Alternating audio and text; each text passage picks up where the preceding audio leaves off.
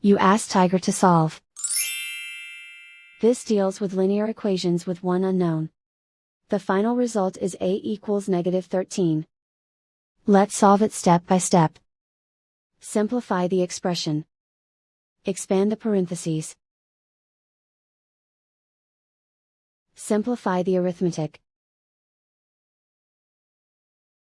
Expand the parentheses. Group like terms.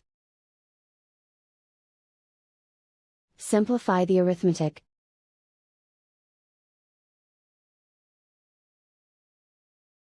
Group all constants on the right side of the equation. Add 13 to both sides. Simplify the arithmetic.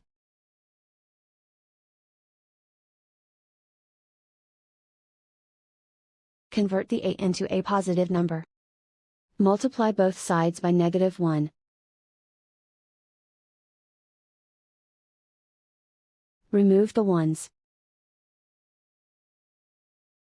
Simplify the arithmetic. And so the final result is a equals -13.